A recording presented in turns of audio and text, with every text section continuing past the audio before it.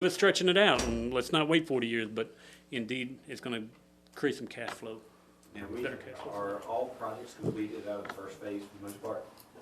Now, there's still some housing to be done. The paving will start tomorrow. Correct. The water and sewer is done, and the curb and gutter is done. So, About Mr. Arms is outside, heard that he wasn't 100% satisfied, I don't know. Mr. Arms had some, vinyl in his kitchen floor pucker up, and Yvonne knows about it, Earl knows about it, the contractor knows about it. It's a punch list item, and I think Annette Johnson had some puckering on the floor in her house. But let me express something though. I was with the contractor the other day, and what he was saying was some people were going outside the jurisdiction and hiring people to fix these floors and stuff. And then they think they're gonna get reimbursed. No, it's not the point of being reimbursed. It's the point of it is, if you read that contract, you cannot do that. You're voiding the warranty on it, Right? for sure. It wasn't the Somebody else point goes of in the and does it. contract. And I don't know whether people are aware of this, but hey, I don't think that's the case with Philip Arms, because I don't think he's Not done it. Mr. Arms, but He's it not is going. with Ms. Johnson. Ms. Johnson's done that? Yes. So that's what he It's a told me. sidebar. They had somebody else come and fix it? Storm doors too. No, Oh. not somebody else, but she made a sidebar agreement with the contractor. Outside. The contract to do something To do different. something Yes. else. Okay. Not wise. Thank you, Mr. Miller, for that insight. That's a good reminder to Sorry people. about that, but yeah, And that wasn't the only one, I mean, there are more. there were more. Wow. But I mean, The contract it's does, not right. the contract doesn't allow like things like central air and things like that. Years ago, you used to either get a heat pump or you could get one with central air as well. And we were only put in heat pump for years. And so people were going around and getting the contractor to put in air conditioning and heat. Okay. Interesting. So, not unusual, not unheard of, I think. But the thing about it, the contract doesn't do a good job, then, you know, Voice of warranty. right. It's And a not lot of smart. people don't realize that. The house needs to be completed, turned over, and then if she wants to have a deal with another contractor to do something different, then she needs to do that. We had no one who asked to speak on this grant tonight.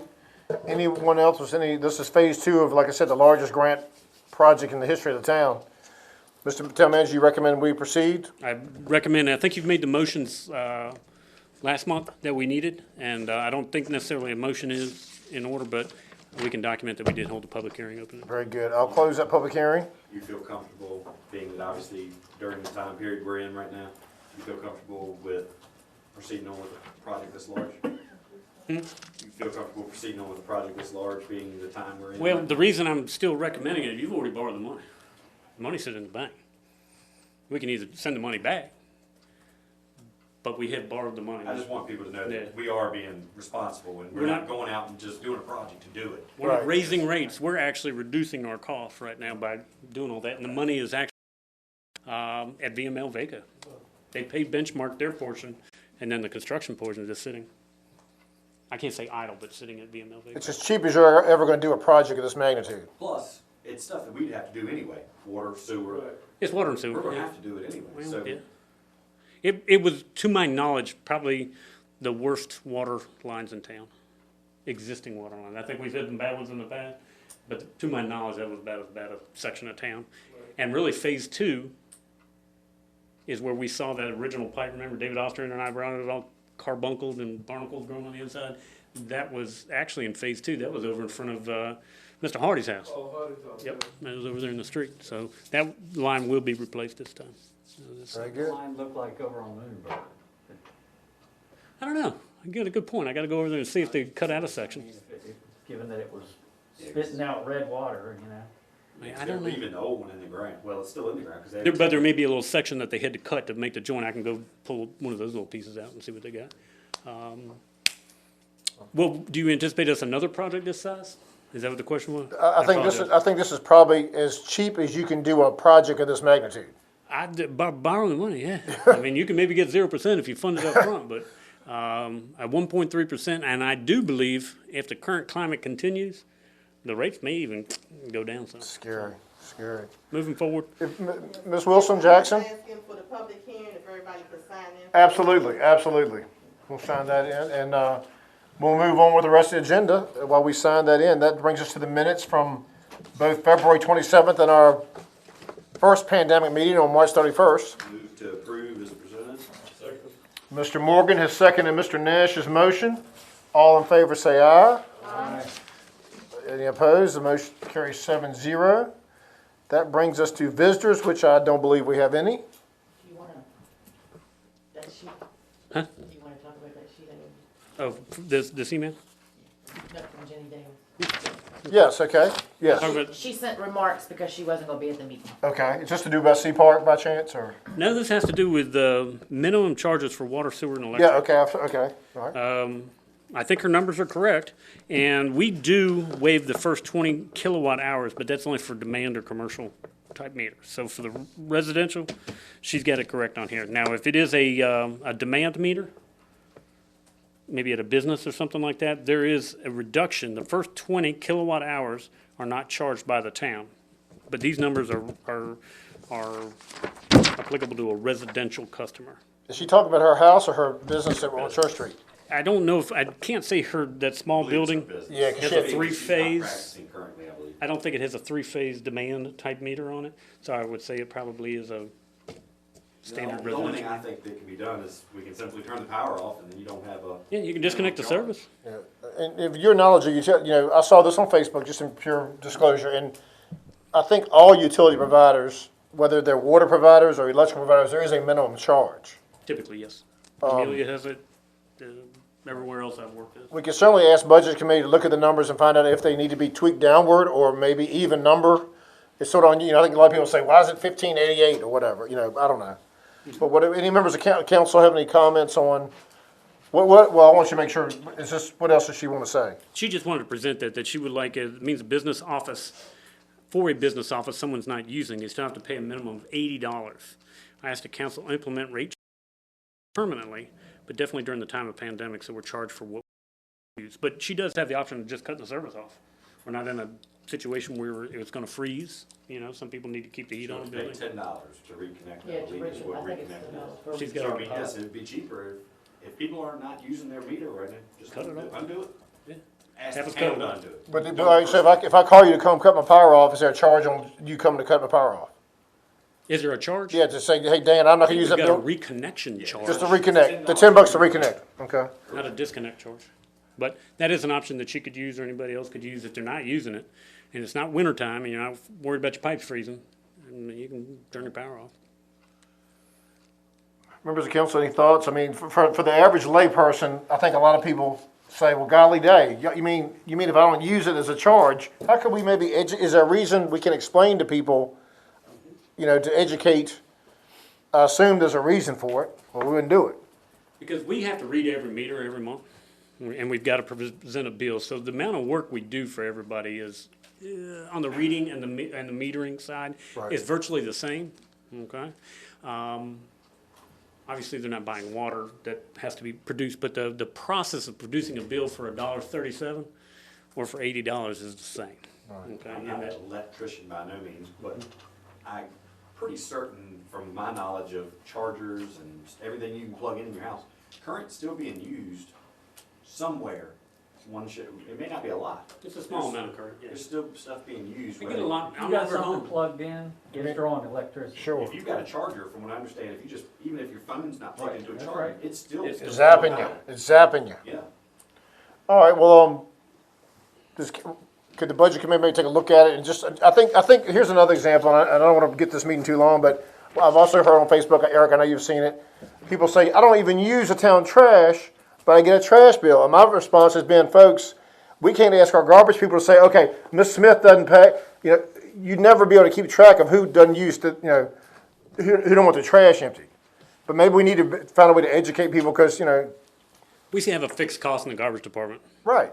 You got, about 3 guys per truck. So you got 6 full-time guys, or the equivalent of 6 full-time positions, literally working garbage all the time. And that's nonstop. Then you have the county's tipping fees and all those kind Our of stuff. current So we've got to fees, from what I cover that. understand, we're actually losing money with our garbage collection. Even with the increase. But now, is it still your plan in the budget? I know the pandemic's done us for a wrench, but y'all heard last year, your desire is to maybe come up with a small business fee and a large I business fee. think that's a fair thing. McDonald's and Richard Keller shouldn't be Jaw and- billed the Right. same. Right now they are. People that are getting 5 pickups a week, yeah, most definitely. They Okay. don't- I mean, they need to pay for it. All right. So Budget Committee will be cognizant of the minimum fees, and maybe we can find a way to, just to explain them. Who else that did not, any other visitors, any other concerns? Nope, everything else has got an agenda item Okay, so associated after, with it. fire chief's report's in your packet. And the chief's not here for understandably, so we can, anyone have any concerns about the fire department, any? What was the firehouse subs? Why, do we know why it got denied? I do not know why it was denied, but I think it was some sort of an equipment. It was a small amount, $7,800 or something like that. I don't think our town has good luck on grants when it comes to fire department. I wish it was the opposite way around, but we could really use help when it comes to that stuff though. I think if you're look at our balance sheet and see how well the town's managed, they see, they're like, y'all don't need any money. We know that's not You got true. a honking big truck coming at you in the budget. Yeah. Heads up. Okay, but any other questions about the fire department? I'm sorry, Christine, I'm sorry. All right, we'll move right along to, I believe there's a committee report until we have the, let's see.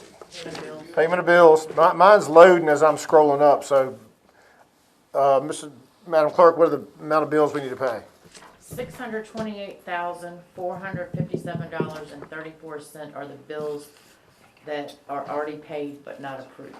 All right. $628,457.34. All right, is there a motion to approve? So move. Second. Any questions or further discussions? Just point out is that standard for our FEMA bill to be 254,000, 255,000? If you look at it, this is a February usage. I would expect it to be much higher in February, but we weren't cold. So typically February and January consumption will run the bills up over 300,000.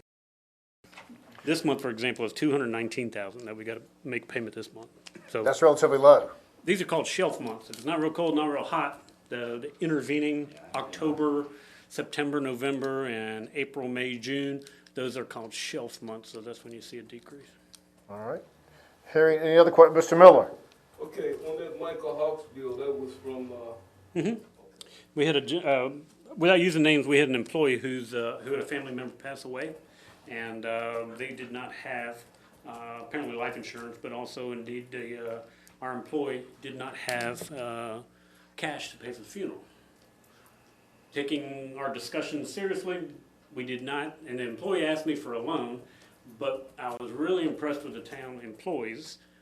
Everybody donated, either vacation time, comp time. Some of the employees, they needed a week of comp time, took it off the books, and then we cut a check to Michael Hawks to help bury this individual's son. Outstanding. It shows a lot for our employees. So. It absolutely does. Like Absolutely. I said, some of them donated an entire week, and they're not the lowest paid employees. It was really pretty special. That is a very nice moment. We've got a motion made and second. Any other questions about the first batch of bills? I'll have a roll call vote. I think it's Colonel Tom's turn, isn't it? It's Mr. Miller's. I think he voted because Ms. Thompson was gone last month, so it really is the. All right, we'll go with Mr. Miller, Mr. Nash, Colonel Tom. Aye. Aye. The bills are approved 5-0. And then we have our second batch that total $134,544.70. They are broken down by category, including some meter deposits with some familiar names. They'll be very happy. And I think you can already see a reduction in the overall spending.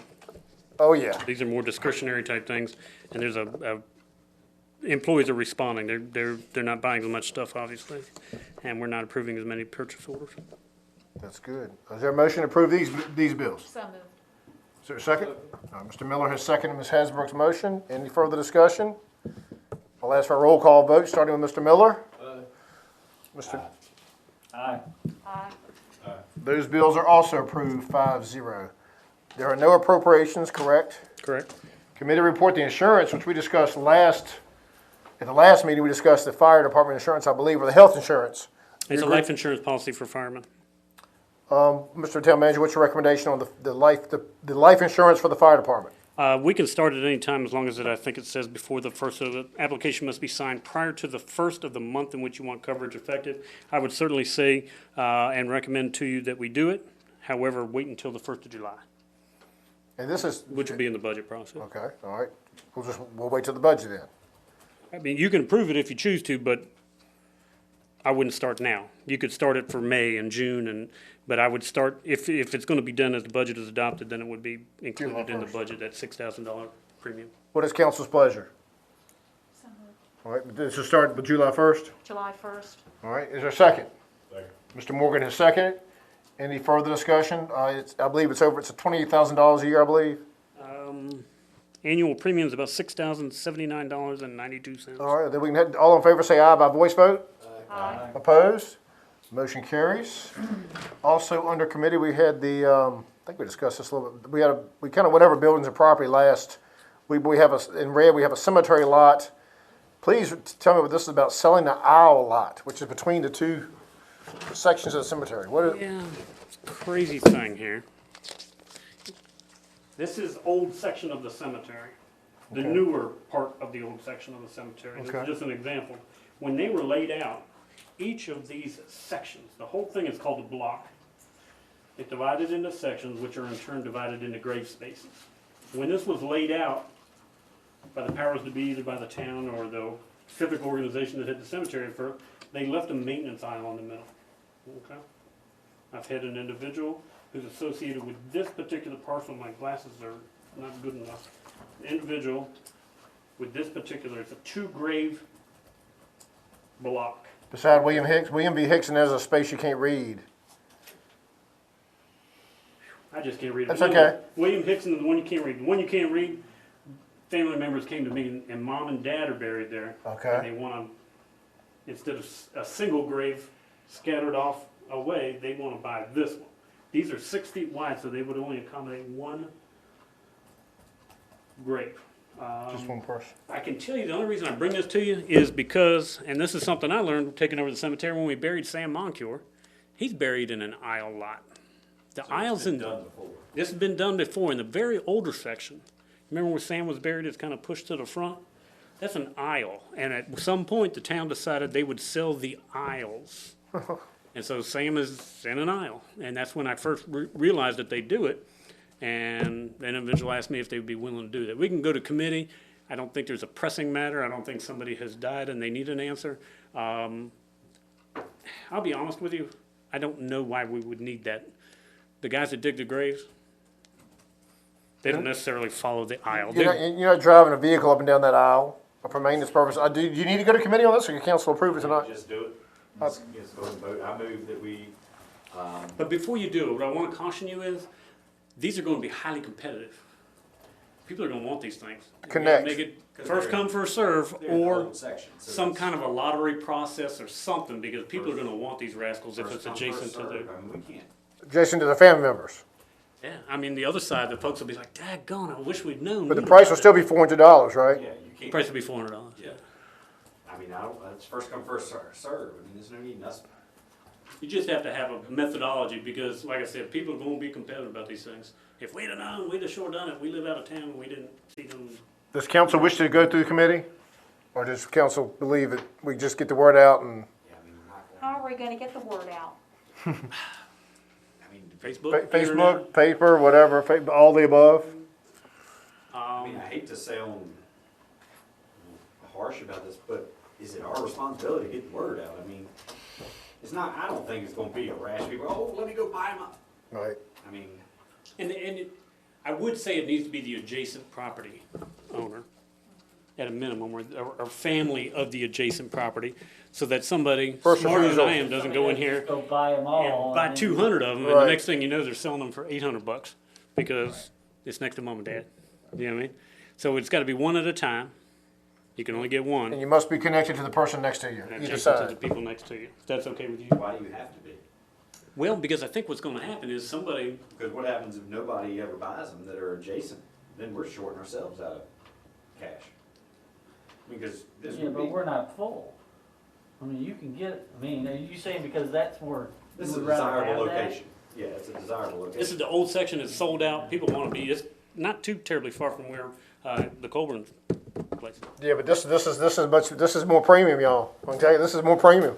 I mean, I'm not saying we need to up our prices because they're there. I mean, they need to be the same price no matter what. Right. But I mean, I don't. Why don't we agree, what I'm hearing from y'all, without go ahead and let the sales take place, but be sure that when people come in, that we make sure that we can agree, council can agree, the adjacent on either side would have a right of first refusal. If I decide to go, I'm gonna go beside, John Doe.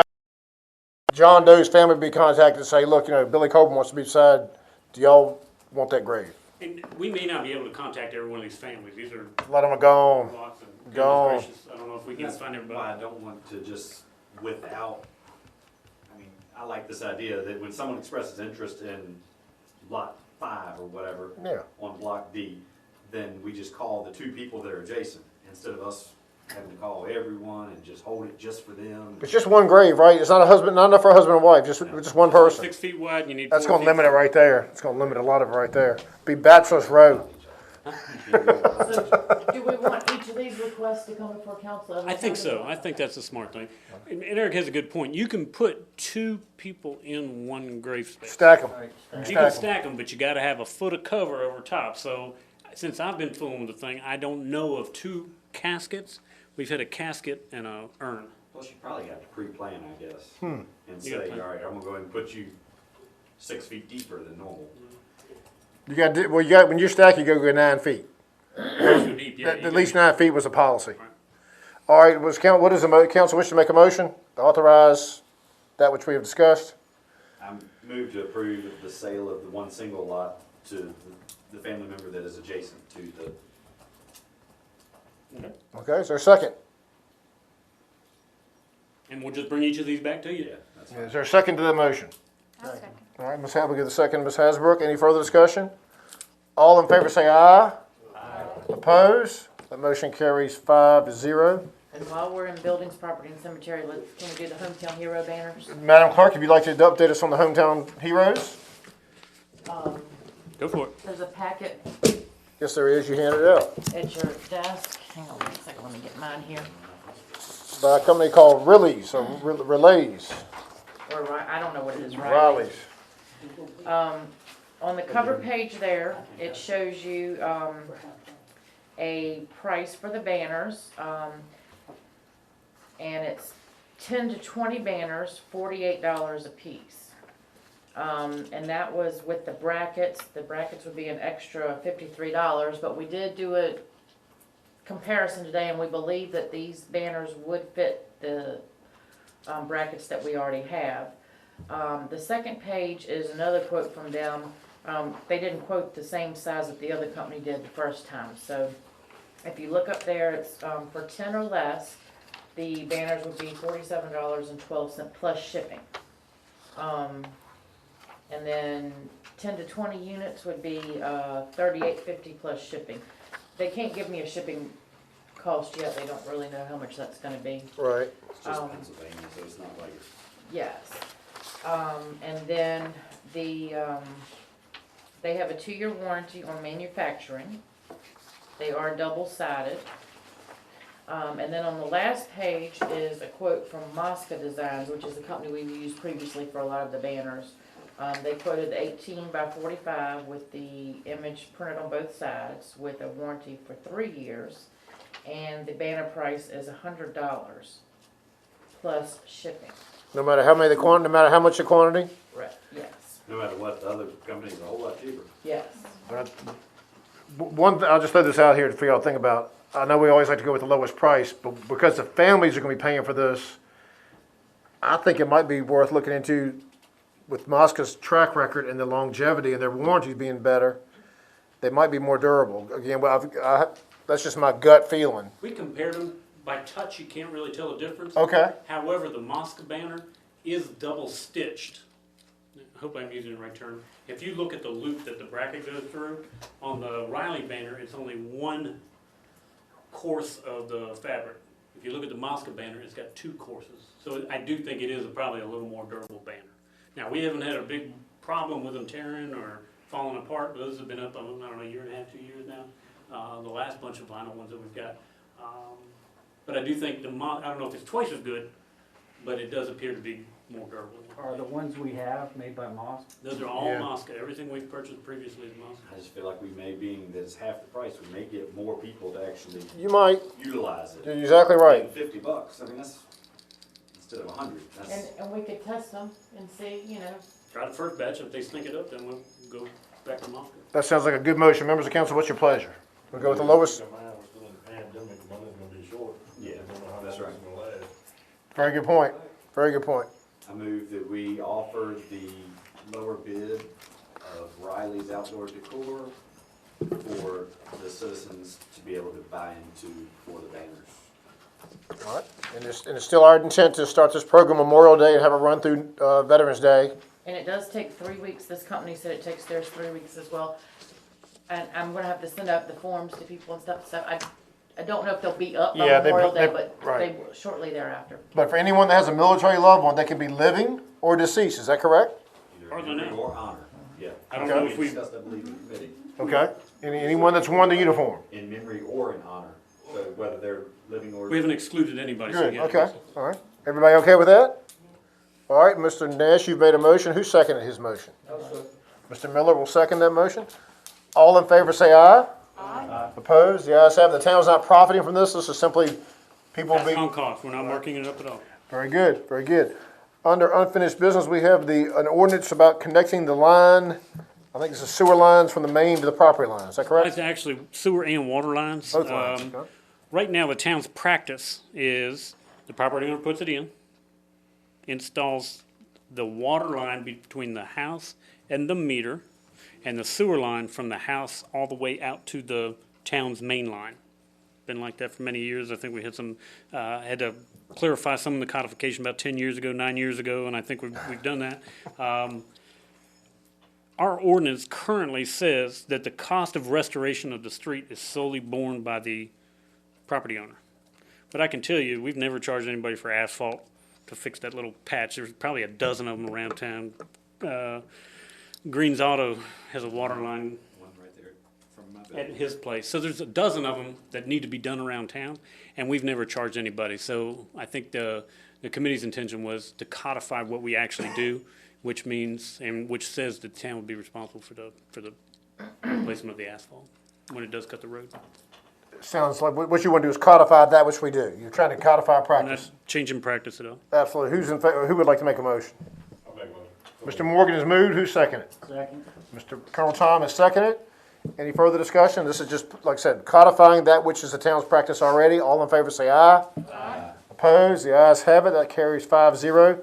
Historic Business District, this is making the numbering, is that correct? That was, the numbering, I think is one part of it, but Jennifer can explain it to you better than I. She's been working on this. I think it is actually, she had some revisions that she wanted to make. This is the HBD, Historic Business District Ordinance. Madam Clerk, what are we doing here? You did approve a couple of months ago the addresses that Philip and I walked the street and got those. But we never officially approved I don't know if you remember when, Miss Farina came in. Yeah.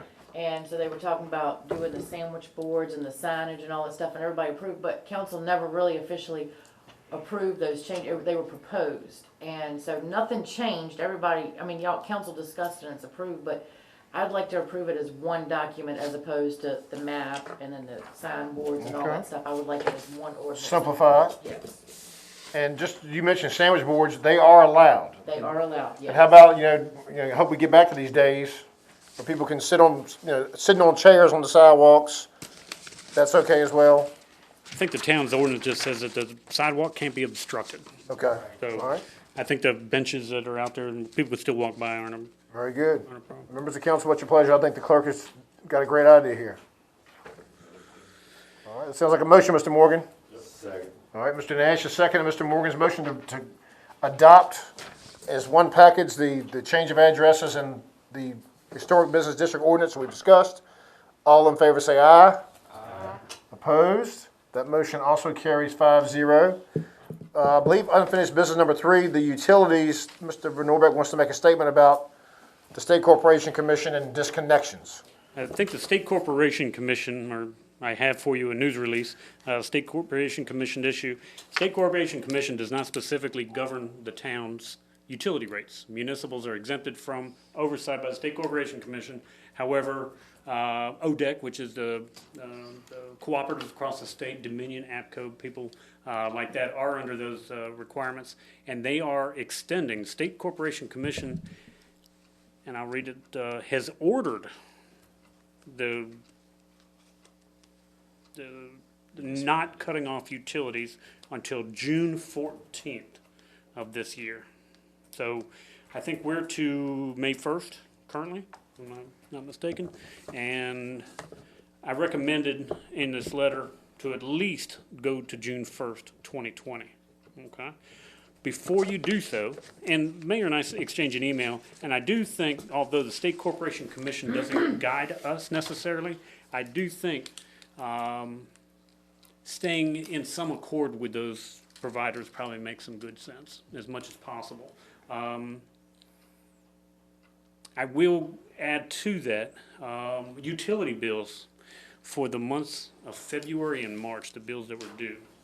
Okay, the accounts that would have been cut off on the 15th of this month. This is, y'all got this sheet. right Yeah, here this is, we it talked gets about. like 98,000 or something. Total between the 2 months is 268 customers have not paid the bills in 2 months. The vast majority were for this past month. Average is what, 60? I think there's actually between 50 and 60 people that actually get cut off. The vast majority get cut back on once people make the payments. This is 268 accounts that are not caught up. Big Okay. thing is, That would have been cut off under normal circumstances. And the total revenue, I can't say loss, but uncollected revenue, at this point, not including any penalties or that sort of thing, is already in the first month, $98,462. So we have basically 5 times as many people as normal that would normally be cut off, that are, had the council not been lenient, would be cut off right now, 268, compared to 50 or 60. Or whatever portion of that would have paid the bill if they had known they would be cut off. And I think that has a lot to do with it. If folks say, well, they're not cutting me off, I'm gonna use the money for something so more fruitful. just so that we look at both sides, which is fine, and I'll go along with it, and I hope the council does, to June 14th. But where are we pulling that lost revenue from? Your reserve fund. So we're using the reserve. I'll give you an example. Oh, excuse me. Tomorrow morning, we're gonna have to pay our VEMA bill, okay, which is $219,000. Okay, we talked about that previously. This morning, available cash, okay, we do a cash sheet every morning, it's a profit and loss, basically, every single morning. Cash-wise, we had $159,000 in the checking account. So between this morning and tomorrow morning, we gotta find 60,000. $60,000. Now, do we have millions of dollars in the bank? So we're gonna be okay. But since 2011, this hasn't happened. This is the first time that we've actually had to pull from other sources to pay our bills. And I think you're gonna have to tomorrow, I'm gonna have to tomorrow do I that. mean, if this continues for 12 months, I mean, you're looking Over $1 million over $1 million. losses. And how many undesignated reserves do we have? You got $3.7 million of undesignated reserves, of which, Chomping into it. I'd say about 360 is earmarked for offsetting any increases from Dominion or the increase for the True up, the true up, plus you're gonna try to offset the anticipated increase on July 1st. Let me give Colonel Thomas something he wants to say, then I'm gonna I recognize was Mr. Miller. just curious, of the $98,000 that's in arrears, has anybody tried to set up a payment plan at all? No, I mean, we haven't even gotten to the point where we're telling people we're gonna cut them back on, but I do think when council says June 14th, we're gonna start cutting off, ahead of time, we need to start notifying those folks and saying, this amount needs to be paid by a certain date, or an executed payment agreement needs to be done. It's gonna be a, Well, I mentioned to Circus. Philip today, sooner rather than later, just so that we can pre-plan, not for our purposes so much as for our customers, but we need to go ahead and have a policy. Pretty soon, we need to do it. Even though it may be fluid, it may be June 14th, it may be August 14th, who knows?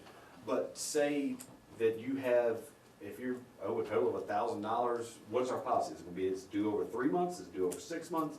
We need to go ahead and start thinking that stuff. Because if we say it's due tomorrow, We're gonna, We're gonna cut 268 people off. We're gonna fail no matter what We we need to do. think ahead, so that way our consumers, our customers, our citizens. Plan. Can plan themselves as well.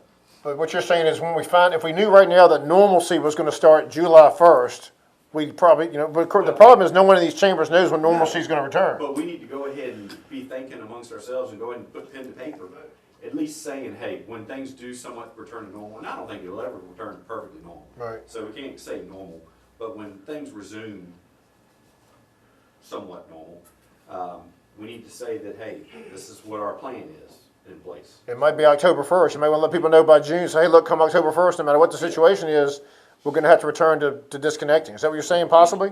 We would have to start receiving some funds, I would think, yes. So without giving any reductions on electric or water and sewer bills, because the water and sewer reductions that had already been agreed to hadn't kicked in. No. This is $98,000 that ain't been paid. Okay. Well, I got a question. Sure. Could we perhaps start sending letters out to these people and letting them know that they're in arrear and It would have, I would be fine as long as we're very cordial about it and not, I mean, I don't want people, once they get a letter, they're like, oh, now the town's pushing. No, it's just that we want to remind you that eventually, yes, this will be due, and we will work with you on payment plans, whether, that's why we need to decide, is it be 6 months that we spread it out, is it gonna be a year? Maybe a news release. Right. Well, I think what Mr. Nash, you correct me if I'm wrong, I think what Mr. Nash is saying, if we're going to commit a sin, let it be a sin of being over transparent and over informing and also being too nice when we do it. We need to do it soon, Yeah. so that people, 3 months from now, when it is actually due, they've had plenty of prior knowledge of it. Right. So they can start stocking pennies away right now. We've got a finance committee meeting probably next week to look at the first draft of the budget. Can we refer that to the finance committee? Yes. Come up with a plan? And I don't mind telling y'all, maybe some of y'all have heard it too, and the town manager and I discussed this a little bit. I'm hearing among a pretty, I would say several wards, not all wards, you can't do 25% on electricity. And this number right here makes it challenging to do anything. But I think there are a lot of folks out there, they're going to argue that come July and the big bills, could the town consider 10 or even 5% on electrical reduction? We've got even better than that. All right? We're gonna knock your socks off with this. Today, coincidentally, after you and I spoke, we received our final fuel adjustment numbers for this upcoming fiscal year, beginning July 1st. I shouldn't say that. It'll actually begin in June. Okay, that'll be the first full month that we send a bill out with the new numbers. If you look at some of the documents that we provided before, the current rate for fuel, okay, for whatever purpose that they use to fire these natural gas and all these other things, the fuel rate currently is 0.00813 of a penny per kilowatt hour.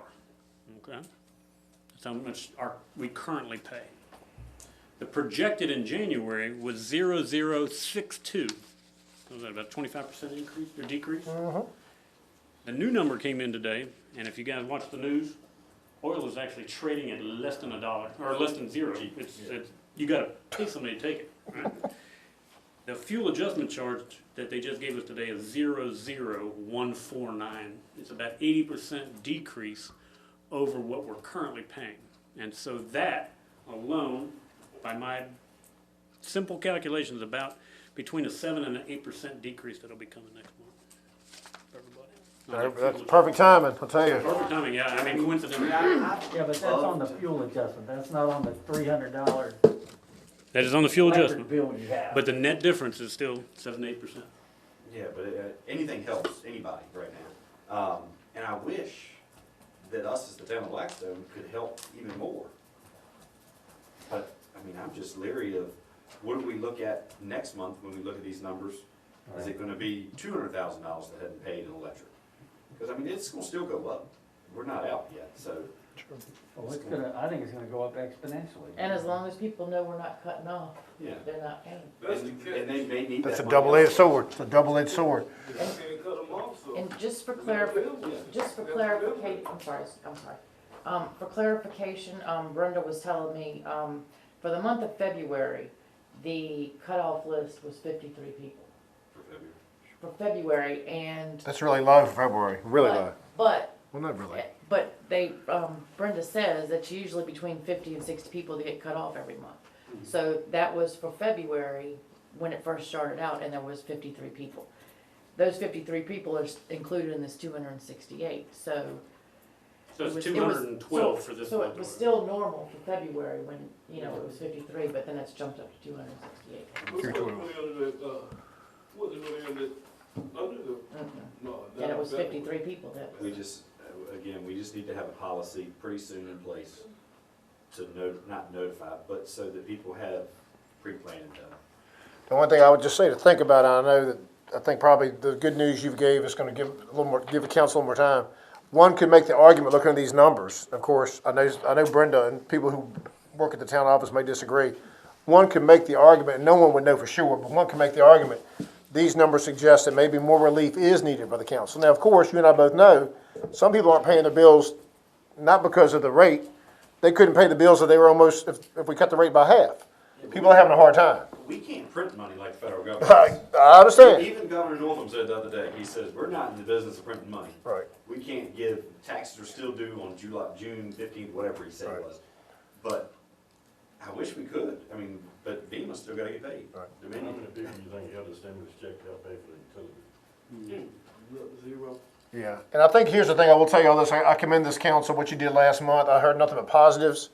I know a lot of localities have not done what this town has, in fact, I don't know of any locality that has done as much or more than this town has done on the water and sewer.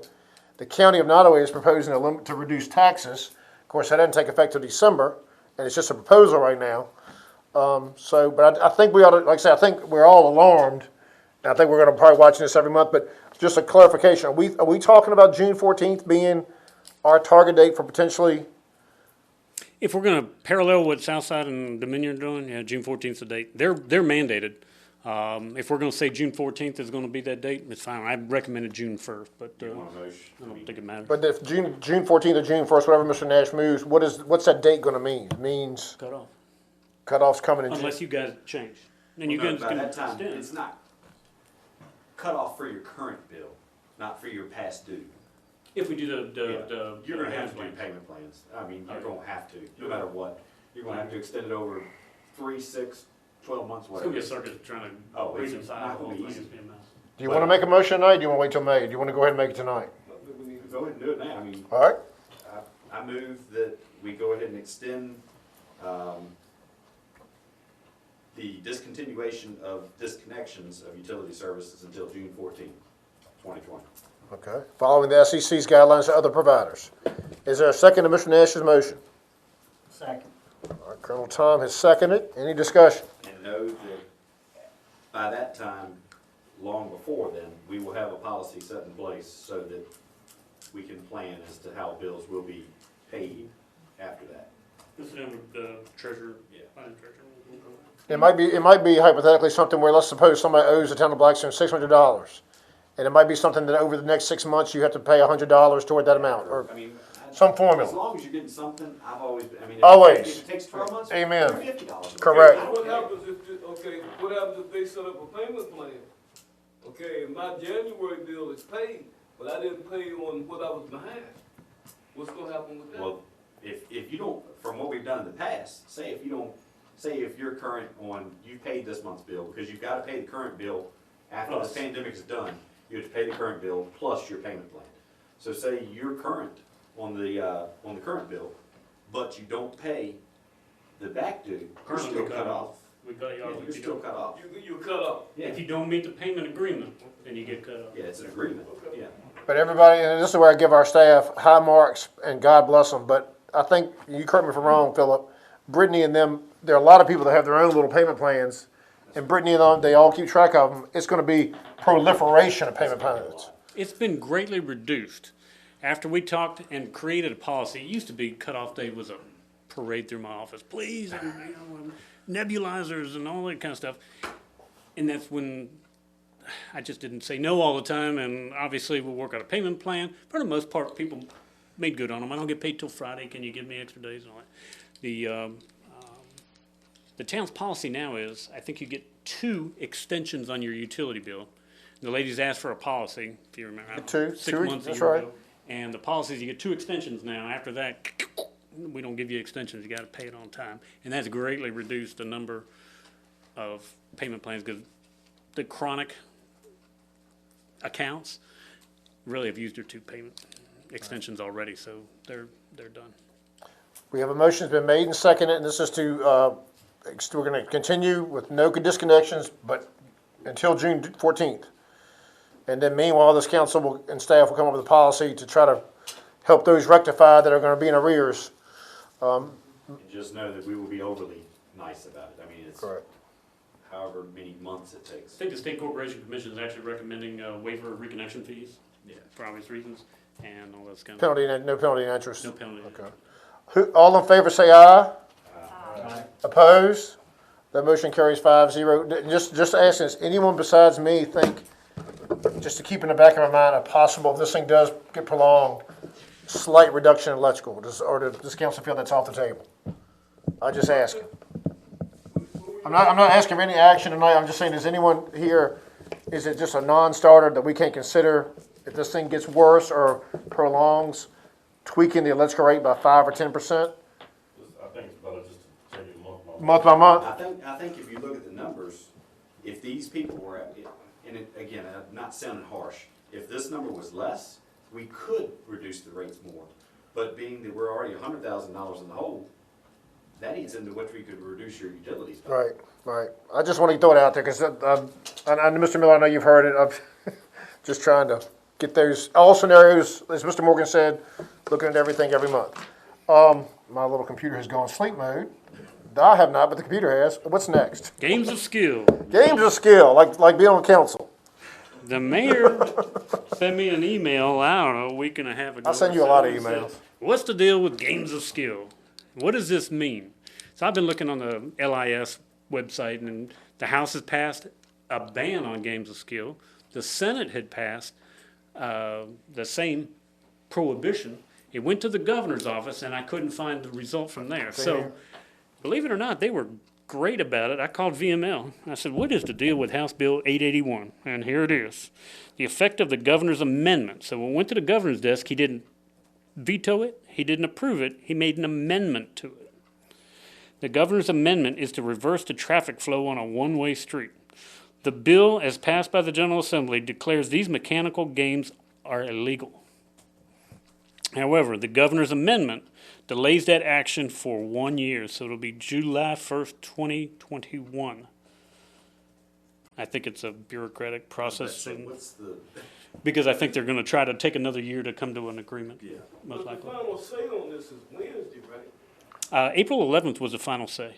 Yeah. That was the date that he had to come up with the governor had to act by April 11th on it, and he made an amendment. They got a veto session on Wednesday, but I think this is. I think that's what, because I know, I got a phone call this morning from Howard, and they were saying that they weren't gonna know anything until Wednesday.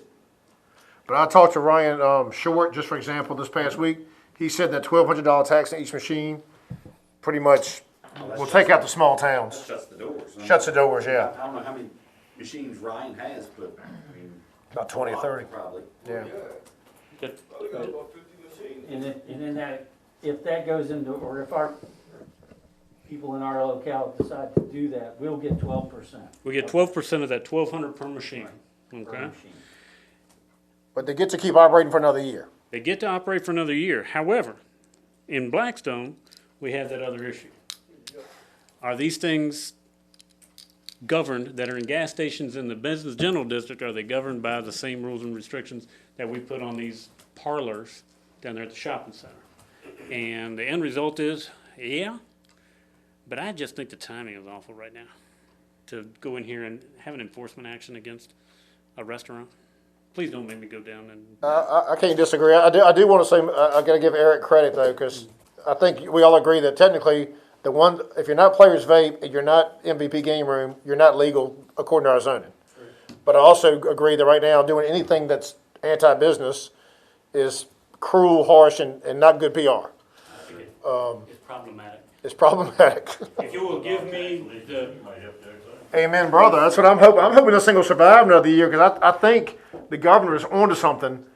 The state that sells lottery tickets and sells booze and is going to allow casino gambling really has no moral high ground to stand on about these gaming machines. I think the year extension is simply so they can get together with It'll the, end up being Figure out a way to obvious. do it. Yes. Is what it is. And I'm fine. As long as the ordinance is consistent, I'm fine. If it's allowed in the gas station, perfectly fine. And especially now, since we can get 12% of the $1,200. Yeah, It's even better. Let 'em go. Allow them everywhere. let them go. Set up everywhere. It's a voluntary tax. But as long as it's even across the board, and I don't want us to go into anybody's restaurant or anybody's gas station right now and take them out by no means. Okay. But Thank you. do remember that even if they're allowed right now, then yes, they should be taxed. They're gonna get a tax, and they should show up on their gross receipts as well. Any of the proceeds, the actual money that they make should be reported as part of a What is business. the, and I'm sure there's a bunch of different information, but how do you guarantee, I mean, how does the government, not even us, but how does the state of Virginia know where these machines are located? Through the How does ABC. You gotta get a bite, you gotta, Good. you gotta register your machine. Yeah, but what about Mitchell's? Is their machine registered? Is the state of Virginia Mitchell's gonna not probably say- thinks so, is they're Queen Yep. of Virginia Well, or all of them whatever. is queens, except for the two down here. They're not That's the queens. thing, how do you know that they're gonna actually register if they're just through? I think Queen has more to lose by fudging the numbers, Correct, yeah. and then they're on life support, and so they're hoping to maybe get off life support here, so I don't think they're gonna fudge the numbers much. They also wrote a lot of nice checks to members of the General Assembly in the past year and a half. And I think Christine's right. I think that the way the end result's gonna be, you're gonna be licensed through ABC. I think that's what the governor wants. Is there a way just in the meantime for us as the town of Blackstone, so we can have a clear mind and so that we can at least say, hey, we know where they're at, that everybody needs to register theirs within the town of Blackstone? Yeah, you've said, this council has, but you've also said no new ones. The establishments have been quote-unquote grandfathered. There'll be no more additional, like if you and I start a gas station tomorrow, we can't go do Put it. them in there. Okay. So can we at least go ahead and get a list, a register of How many in each how business? many in each business? Sure, I think that's fine. Trying to ensure future fairness. That way we can also look and see next year, we can go, all right, well, we're gonna get 12% of that Right. figure. It's a budgeted item. But a lot of the folks that had the machines are not gonna pay $1,200 up front on the machine. It was, but Sadler down here probably.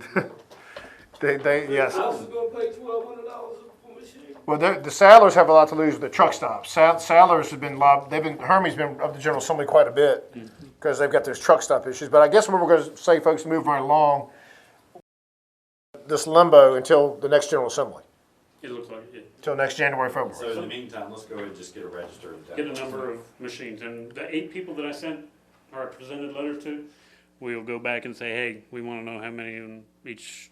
I like that, Mr. Nash. Very good. I think we can become, because Can we go and physically do this? Yeah, I prefer to do that. Physically. That way there's no discussion whether or not you received it. Yeah. And I had a police officer with me last time, and so he certified that Say, each. yes, they're legal, well, they're allowed in Blackstone currently, we just wanna know how How many. many we have. you got? Bingo. all right, moving right along. You know, it says during that 12-month period, the new game skill would be a $1,200 tax on each machine.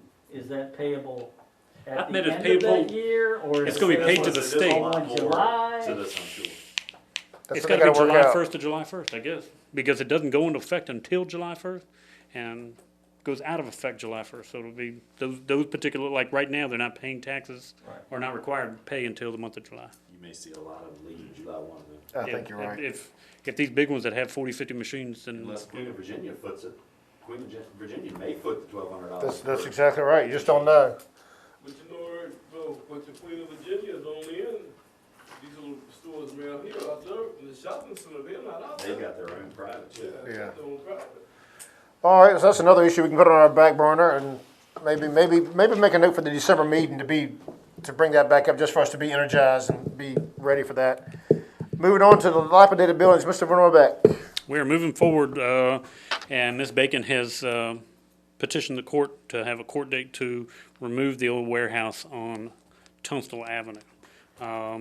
We're seeking an order from the circuit court judge, and we have not been given a court date, as I don't believe they're meeting at this very moment, so it may be sometime in the future. We do have 2 other houses currently that are slated for demolition. The property has been asbestos either abated or they've been tested and declared non-asbestos containing. I just don't have the guys right now all working we're working shifts, trying to just stay apart. So I don't have enough guys to drive dump trucks to do that. The last one we tore down was over on Northwest Avenue. It was a very, very old single-wide mobile home. Traco's still sitting there. That was a good one. The property owners basically signed it off to us, and we were able to get rid of that rascal because that was a. That looks so much better. It does look better. We still got some unlicensed cars over there. Property owners assure me that they're gonna be licensed, but, I haven't seen them just yet. But, we're trying to clean up the cops, who do the, inoperable vehicles. There's a bunch of campers in the woods right there, if you notice, untagged, or they have Maryland tags, so they'll be working on those, and, we'll be getting rid of some of the other debris around there. What is I don't wanna belabor this, and we can talk later about it, but what is the process right now for unlicensed vehicles? $5,000. I can tell you $5,000. Well, I mean, in the town of Blackstone, who's enforcing it? Because to me, it just does not seem like it's getting enforced. It's Ever not being, since our dear clerk got rid of that task, it doesn't get done correctly, to be honest. I'm gonna tell you, it worked with me, because I'm gonna tell you, they came and told me I had to get my car out. I came up here and talked to folks. Folks said, I give you 30 days. I complied with it. It's gonna cost me about $5,000. But I'm like everybody else, you go all over town, you see all these dilapidated cars. I think we would need to look at, because I've questioned the chief on it, hey, that car's been sitting there a long time, what's the deal? You know, if you don't know the chief, that rascal has got everything documented in a 3-ring binder and a copy made and filed, and he can go to a lot of these cars, and they're waiting for the deadline to exceed or the deadline to pass, because I think we give them, 60 days, isn't it? it's about 60 days to get rid of a car. Yeah. You can have one if it's enclosed. It used to be, the old days, pre-1990, you put a tarp over and you're fine. But it's gotta be an enclosed That's building. what I'm thinking about. Oh, I'm thinking about it a lot. Others Gabo, I'm telling you. they've proliferated over the last, Yeah. One thing I'm gonna say on that policy, hey, if you're gonna enforce the policy, enforce it. If you're not, you're not. Because you got law-abiding citizens that y'all tell them to do something, they go out here, I'm a perfect example, I'll show you my car when it gets finished. But then I go around here and I look around, you got all kind of old cars, they hang around, and nothing's being done. well, we had pretty good success. I probably haven't kept up with volunteered, and he said, I'll take it. We had pretty good success getting rid of them when we were doing it. And I gotta admit, I think the police department is working on it. In fact, the chief has an exhaustive file on the thing, but it does appear they're proliferating. I will be the first to tell you, if you go down Irvin Street, there's several new ones down that way, and so I think there's more of those happening. And whether the police department's really working on them, probably in the past 30 days, I would say the enforcement level is probably less than it was 6 months Well, ago. pandemic also, just trying to minimize going to see somebody or talk to somebody. I'm just making a note that when all this stuff starts dying down, it's always the chief. There Yeah. are 2 cars on Fall Street that are sheds. They've got all their stuff in them. Look at the 5 And those cars. rascals have been there a long time, but the police department is aware of them, they know they're pushing on them. Look at the 5 cars next to Clay's Garden Center on Hodges Street. Moving back up, good point, Mr. Nash. Just going back up to the dilapidated buildings, under the Tussle Avenue warehouse, it says the next step is to seek an order. What is the order gonna declare? What is the order gonna? It's gonna give us authorization to enter their property without having to have any lien holders approve the demolition of the property. And demolish and put a lien on it? Demolish it and put a lien. Okay, I just want to clarify. I'm not allowed to go on property and forcibly tear down someone's old house, because I declare it, okay? And Tessie has recommended going through this process. Our ordinance says I only have to wait 30 days after notice, and I can demolish the thing. Wow. Tessie pulled me back from the precipice about 10 years ago, when we were burning a bunch You're of. burning a lot of houses And now. she's like, I really think you need to do title searches, and I think you need to have a judge's order to enter the property Now, before. I do think, But our ordinance does say 30 days, man, wipe it out. does the order have a time limit on it? You know, I Because don't We're know. pleading right now, we're saying, look, we can't reduce electric for so much, but yet we're gonna go spend a buku amount I of money. don't know if it has an end date, I don't, I can find Just out. run So, that by Tessie. It may have to be held off for a while. because Absolutely. We may not have the cash to demo it. I've got 2 that are laying around with Yeah. it. Yeah, that's a good point, Mr. Nash. Moving right along to meals tax. Not surprisingly, they're, at least in the packet, there says 6 are outstanding. Is that from, One has paid since then. is this going back to March 20th or February 20th? This is, March So- 20th. Okay. yes, for April, it's March meals tax. It was due again today, and we don't have. Today's the 20th, that's true, today's 20th. But a lot of restaurants, several have not been operating. 5 or 6 of them have Yeah, just all right. shuttered themselves for either permanently or temporary. I hope temporary. Same here, That's buddy. another one of the same things, we need to have a policy. That yes, we'll work with them, that's perfectly fine. I think there have been some communications, written communications from at least one of our restaurant owners that say, I'm just not going to pay it. And that was for collections for the month of February. That's It's an unfair tax and I refuse to pay it. I'm abbreviating the commentary, we can provide a copy of the letter. Went back and looked at the state code. If it was collected, you can't let them keep it. It is actually declared an embezzlement. If you take you know probably more than I do about I've read the meals. code, yeah, it was, If they've collected it, it needs to be paid to the town.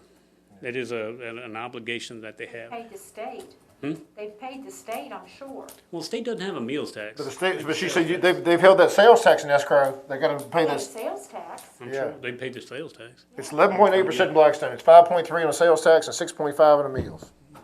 11.8% they hold in escrow. So I do think it needs to be understood that if it was collected for that particular month, it needs to be paid. Now, the collections are gonna be much Oh, less boy. than they have been. I mean, we were running $40,000 and $50,000 a month. If it's half that, I'm gonna be mighty, mighty surprised. And, so that's another, if you think about it, 12 months of 20 grand, I mean, you're taking a lick every month. Where do we start with this? Because I mean, y'all are all saying that it's money that's owed, that It is is. paid by the citizens or by the Consumers. consumers in Blackstone. When do we start? Well, it's not so Enforcing it? much when is how, I mean, How do we enforce it? I think we're gonna have to sit down and make a decision that this is a drop dead date, just like you did with your but to me, utilities. this is different than utilities. Because utilities, yeah, you used it, you gotta pay for it. These meals taxes, you were paid for them Mhm. to give to the town. And you cannot waive them. Right. Council must contribute the money back to the locality. Well, the thing about it is, even with the pandemic, and like I said, we all have sympathy with the restaurant owners. We know that, listen, run a small business, everybody's not the world's best bookkeeper. I know I'm not in my business. But certainly during the pandemic, even if you've sold food, unless you've had a sign on your business saying, we're not charging meals tax, You're being- anyone who's bought food in Blackstone has been charged meals tax. You're obligated to pay it, yeah. 10 years ago, this was a That's what I don't. the wanna topic get in into. Blackstone. Yeah, I don't wanna get into, oh, it's being unfair now. Right.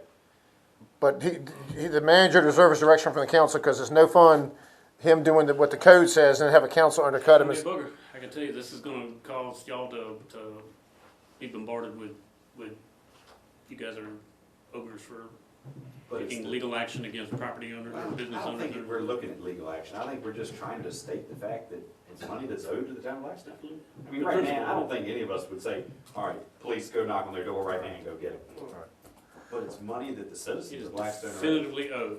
But when you do, it's not just a check that you remit to the town, it's also a form. It's because right, you don't know how much, no one knows how much food anybody sold. They submit a form on the 20th showing the calculations, and the reason is a check, and, and so you're not even getting the forms from the restaurant. It's not like I they're don't giving, think from the 6, now, the larger restaurants, Right. they've paid, and right. we don't have anybody else. In fact, McDonald's paid, I don't know, 2 days ago, we had a big deposit. Do you want, maybe council wants to do this, because I don't think anybody has appetite tonight to go during this pandemic, but maybe, as we're doing with June 14th on the utility, maybe send a feeler out to the restaurants without naming names. Payment plans, Those of you who are not, that, no payment No, plan? I'm not for paying. no, I'm talking about like a drop dead date, like, This is owed. I mean, we know times are tight now, some of y'all are only doing takeout, some of y'all are closed, but at some point, whether it's July 1st or whatever, this is due. I'm just throwing it out there. What do we do though if we're talking going back to February and now we're into June? You're talking about 5 months of no documents and no money. No audited, So how are we gonna go back and say, how many meals did you, I mean, how are we gonna? they could come in and just say, here's $100, a lot of food that month. The only thing that we do, that we have done, is we've asked for a financial statement showing what they turned into. The best thing to do is your sales tax, and that's your gross, and That's easy to figure out. prepared food, which a restaurant is I've had to turn predominantly. in those statements. Yeah. I've had to turn those in. Yeah, you collect lodging tax. Yeah, not lodging obviously, tax, it and then doesn't I have a do meals lodging tax form I have to turn in too. That's true. What is council's pleasure? I mean, like Colonel Tom is saying, like right now, I mean, we didn't have a pandemic on February, the ones that was due February 20th, even March 20th. We didn't have, the governor didn't shut down schools till March 31st. So, my question is, we're talking about going after the money that's owed for February, right? I For think- some of them. I think just meals tax in general, that has been paid by the consumers that eat in the Even establishments as in of Blacksburg. today. Yeah, whether you bought a sandwich in February or even this week, you paid meals tax in Blackstone. But that'll, February would be the predominance of it. But yeah, February would be the predominant, Right. because I don't know though, you had a good month in March too. I think The end of the month was not But good. a few of the restaurants have Yeah, the closed first down half too, of the so they month, don't I have to think, pay was it. pretty good, and then it started tailing off. Right. I know, and obviously we don't all know people's personal finances, and we don't need to know. But, I mean, a lot have been successful with the PPP and have been receiving money still. I don't know, I just feel like it's been paid by, and so then therefore our citizens have to take the burden on money that was supposed to be paid in the town coffers. The town manager, Collected, no doubt. you explained last month that most of the meals tax is gone to public safety. General fund, yeah. They're the predominance of our general fund expenditure. Do you wanna maybe have give the town manager authorization to communicate with the 6 establishments and say, folks, look, we're not playing hardball. I mean, what do you wanna do? I mean, it's owed right now. It was collected. I believe that we as council should direct the manager to, like you said, communicate with them. We're not gonna knock down people's doors, but just restate that this is owed. I mean, we expect to receive it, and we would like to see documentation, and, I mean, it's, By a certain They're date? breaking a state law, it's not just us. yeah, it's, State law does say it's gotta be paid to the So, locality I it's mean, collected. and again, I You don't know, want any failure to business. comply may result in You've also- criminal act, in law, or criminal prosecution, right? It's a class 1 misdemeanor. Why don't we try to craft up a very firm, but very velvet glove on a steel fist kind of a thing, and do it so we don't just completely become overbearing. Right. And maybe present it to I don't the. wanna do what happened 10 years ago. either. Yeah. I'm just saying, but you know, But it's we can't allow them to just snub their noses at They state gotta pay, law. yep, they gotta pay. Right. And the average person doesn't understand that, like I say, you're not taxing the restaurants. Right, it's money that you and I pay. The into patrons pay, restaurant and the- that's right. supposed to be- Now, the restaurants do a huge service. The restaurants do a huge service to the town Yes, by collecting it, but they get 2%. Let's say if you collected $2,000 in meals tax, when you return it with the form by the 20th, you get to keep 2% of that. 2%. 2% discount. That's to incentivize the restaurant, to thank the restaurants for doing that. well, But they got rough times right now, though, man. I would prefer seeing it sent out, not June 14th. I mean, this is something that needs Ahead of to time, yeah. be done sooner rather than later. How about send a letter out this week and let the council see it before you send it out? Yeah. All right. Much obliged. I think next is paving schedule, which I see that's going on. I think it's already started. I put in a packet because I wasn't sure when they were gonna be here. The plan was that they were supposed to start today. They actually started last week and did a couple spots. They're phenomenal, Jake. Great Look job good. beside my house. We haven't got to our section yet. No, but tomorrow morning, Yours- east end is next. They'll start milling on the east end along the edges, and then we're gonna do an overlay on top, okay, across the whole road. The reason we're not milling the entire road out, because if we do, there ain't enough asphalt there to mill 2 inches. You'll be milling up dirt and putting asphalt back on dirt. So what we have there isn't perfect, but it's better than taking it out and trying to restart cost-wise. So there may be imperfections in it, maybe a settled sewer connection or lateral. Ultimately, it may not be the smoothest surface because we got a lot of divots in that road over there, but it'll be asphalt the full I width. bet it would be pretty nice. It'll be a lot better, yeah. It'll be better. So if we've got problems in town, we might be able to pop one. That, you just will have to watch speed on your road too. Watch. It'll eliminate the gravel and the dust, so we'll do that. When they gonna start Dinwiddie Avenue, rebuilding Dinwiddie Avenue? They're gonna start milling it as soon as they finish East End. Okay, So within the great. next day or two, there's gonna be some traffic disruptions as they bring that milling machine down through there. There's gonna have to be some closure. I don't think the road will be completely closed, but there'll be some flagging. working on Dinwiddie Avenue. Very good. Okay, directing traffic.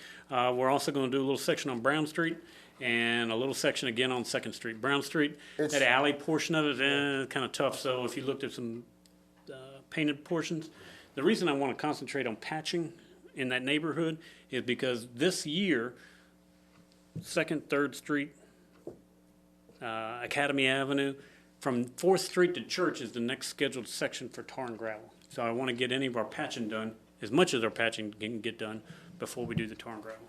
Very good. And both of those contracts have been let since the first of the year, so That's right. we're moving forward. And Which contract is it that's gonna do Nottaway Avenue? Going up to the stop sign and then going This down? one, that's another portion of what they gotta do. The yeah, underpass, that's good. Barely needed. Barely needed. that's included too. And, Outstanding. oh, and the Industrial Park Road is included. Okay. The Industrial Park Road, Babs Lane. they've been, man, when are you gonna fix It's that? bad. It's It's rough. bad. It's Money terrible. set aside though from the sale of property and timber out there. From the Jason Walker sale, Sarah Walker sale. We're just taking that money and putting it back in the road. Okay, so it's not Very bad. cash out of anything other than we sold the timber for $50,000 whatever dollars, and we sold 2 pieces of Jason. We never spent that money; it's just been sitting in the bank, and so we're going to put it back in the road. There is an agreement, if you hadn't seen it, between the town and Billy Gravett that says that the road will be maintained at a minimum to a secondary VDOT secondary road standard. And I don't think it's meeting secondary road standard. But the one thing that's going to cause some frustration is the gentleman that brings the leachate from the county landfill dumps it there because it's the closest point for him to come from the landfill, and he dumps it in a manhole. I'm going to have to stop him from doing it because he's tearing the road up with that truck, making those turns and coming around. So we got to find an alternative spot for Stop him. it sooner rather than later so it doesn't tear up the new asphalt. Exactly. So before the new asphalt goes, I need to tell him, and I don't want to go to the county and say you can't bring it, but I do want to tell the county you can't bring it there. Right. You need to. And they pay us for that. We treat it. All right, very good. I see we got Rugglesville Sports Complex. It looks great over there. Went by the other night at twilight with the lights on. Pretty over there. It looks good. It looks Very good. nice. And is that now, is phase 2 complete? This is just phase 1. Yeah, it's a $500,000 of federal funds over there, right? Pardon? About $500,000 worth of federal money. A federal one. Yep. It really looks nice, y'all. Our money went into the antique light poles. They weren't going to pay for that part. Looks nice. So our match is really in the poles. They got speed bumps, better traffic watch. calming devices. You better watch them. Because a lot of people, people in Blackstone have asked for that for years. How do, Larry Palmore, bless his soul, and I never followed up on it. And that was my mistake. Has always told me, may have told you guys, you can't put speed bumps on public streets. Well, when this project came up, I couldn't think of a better idea to slow traffic in a playground. by the area. kids? And Dagon VDOT was like, sure, we do things called traffic calming. It's not a speed bump, it's a traffic calming device. And It's so wonderful. they paid for to put them I on. went through there one day before they were painted, and you don't see them. No, that's So good. they- It looks really nice over there. And phase 2, we'll take it to the primary school and then back around, so it'll be a. That's awesome. Awesome. Maybe we'll have ball one day. If I may, just very Yes. quickly, and I don't want to keep you any later. Looking at football, okay, and I know this is near and dear to your heart on that ball field. If you drive down Oak Street, I think our new sidewalk project has made the drainage worse at the corner of Oak and Birch. That baby is wet over there, wetter than it used to be. I'm concerned if that's where we're planning on doing a football field, that we're gonna have to do a lot of raising up on dirt over there. I think we talked a little bit about it the other day. So in doing so, one of the things that I'm paring back on my wish list, obviously, is tearing down the school buildings. But I am of the opinion that if we close Lester Street, there may be enough room up there. If we tear that one building down, there may be enough room up there for a ball field. Okay, it's a drier spot. I don't think you have to import dirt. I think you'll be able to level the site. To be determined. We don't have cash right now. Obviously, it's not the time to be voting on those things. But that's not anything other than the football field that the school system, if we tear those buildings down, is expecting for us to build and put back. Okay. Okay. All right. Moving on to utility upgrade project number 5. This has been completed. Literally done. They have a couple punch lists there down there at the wastewater plant trying to get the telemetry right on some diffusers and things like that, but otherwise it's good. Nothing on east end and nothing on weatherization, I think according we to the covered packet. East End. New homeowners program, nothing to report.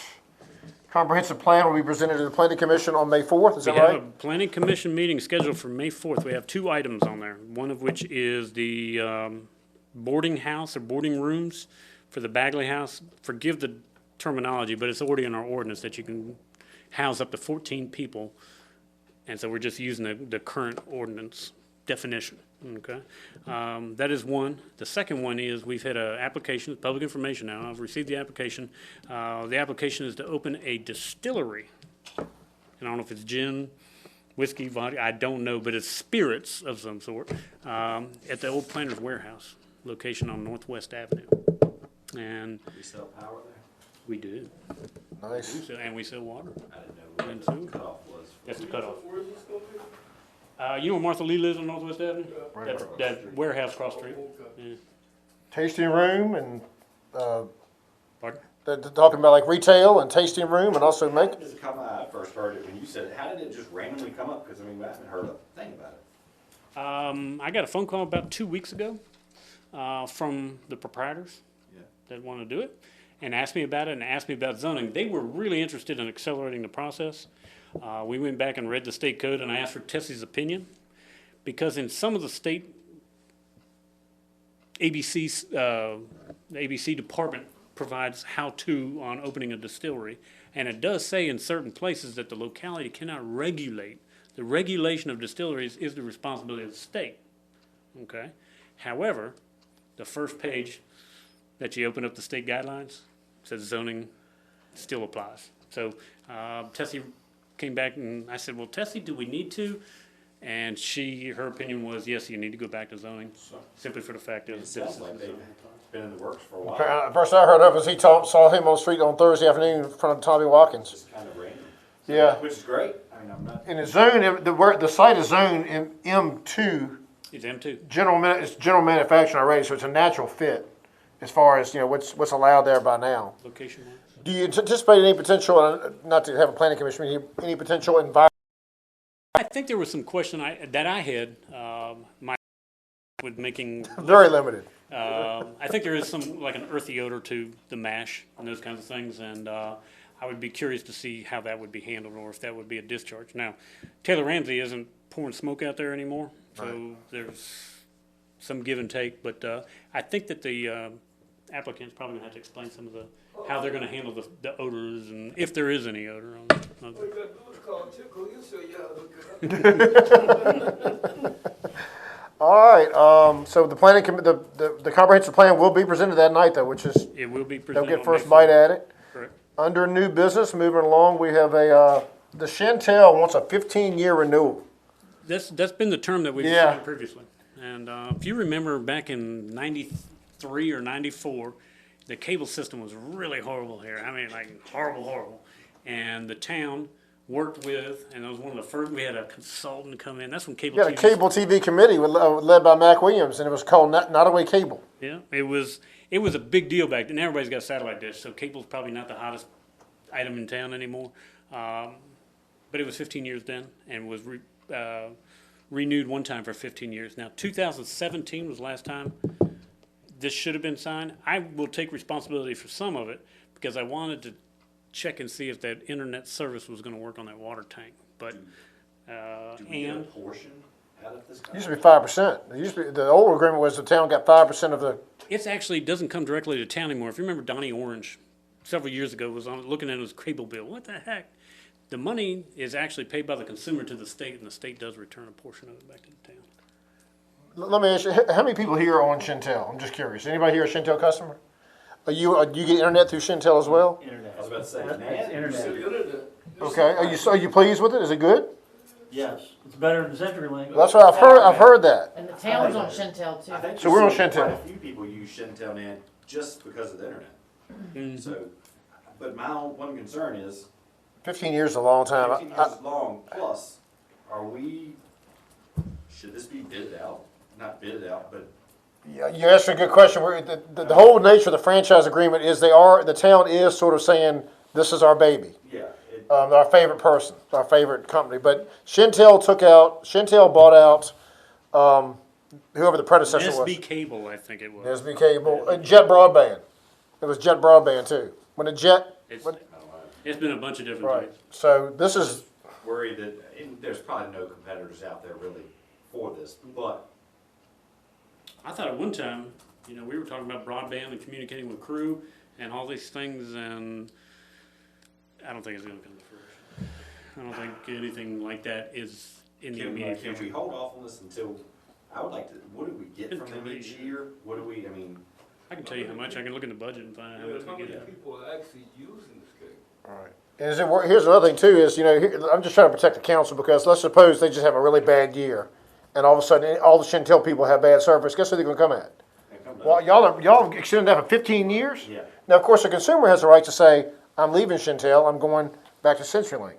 But I'm like, What happens if there's no other options? yeah, and plus Abigail Spanberg has been working on the broadband initiative, but that didn't really affect towns as much as the rural country folks, I think.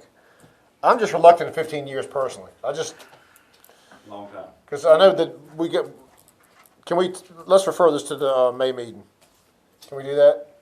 To the cable committee or Yeah, whatever? let's the cable TV committee. Refer it to their committee, Yeah, oh gosh. No clue. Maybe we'll get them to make. Talk presentations or about something. taking the dust off. The fact that it's already 3 Used to be years Sam, he used to out have of to. whack anyway. Oh, I and, I are there any don't, we've been repercussions honoring to the that? terms, and if you ask me what the terms were, Yeah, see, that's the thing, we need to have terms, we need to know them, we need to know how much we're supposed to get. Yeah. we've got the agreement, I just have to go root around. All right, so I'll refer this to the cable TV committee, whoever it may be. God bless the cable TV committee. And moving right along, then we've got this is the bank franchise tax refund. What in the world happened here, Mr. Town Manager? As far as I know, the first I heard of it was with communication from the state. Right. And the state communicated with us, and indeed, in February 27th was the day of their letter, stated that and they concurred that BB&T had overpaid bank franchises taxes, and this is specific to years 2012, 13, and 14 But not just in Blackstone, but across the state. across the state. And whether it was numbers that were generated by BB&T and given to the state, or was it the state misinterpreted? I don't think the state is making any admission that they've made a mistake, other than I think the data provided to them is what they're saying, is garbage in, garbage out. So, as a result, they have advised the town of Blackstone, and I do believe we are required to pay $477. $14,477. Of course, our expectation is that we'll pay it between now and the 1st of July. But just to give a perspective, Farmville owes them $37,000. I mean, I don't see crew on here, but you know, just go to Little show old what. Cambridge owes $6,800. Right. I mean, I think it's crazy that, I mean, it wasn't our fault that we did It it. was not our fault. Yeah, but But due to COVID, I think we should put it on hold. Well, Oh, yeah, I mean, if you wanna wait to I'm pay it. serious, I mean, everybody else is, why not? say what? The state has declared that BB&T Bank, which we have a branch here, has overpaid for the year 2012, 13, and 14. And the town's share of the, I don't know, $30 million or thereabouts, would be about $14,000. So was this money that we received at one time? But the re- I don't understand.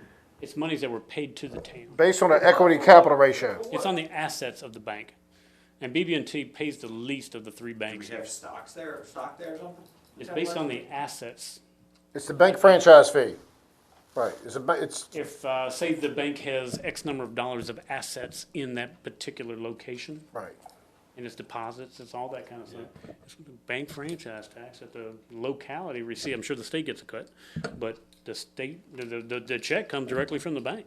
Yeah. From In our BB&T. budget, did we budget for the franchise? It's 100,000+. Yeah. That's typically shows up in the month of May. And I'll be honest with you, I don't really, whatever we decide, I wouldn't recommend paying it until we get there. So this coming 2020 budget year, payment and obviously, then- we just need to figure that we're gonna pay this Yeah. out of this year's revenues. Okay. We owe 14. We're not gonna get 14 this year, but we owe So 4. instead of getting 100,000, we get 80,000. We get 80, yeah. Or you get 100 and then pay back 20 or whatever. Yeah. We need a motion to authorize the town staff to pay at some point. It's money that's owed. Just before the 1st of July. I would Yeah, ask paying you. this Close year. out the fiscal year. Who'd like to make that motion? So moved. Mr. Morgan has moved to pay by July 1st. Second. Mr. Miller has seconded.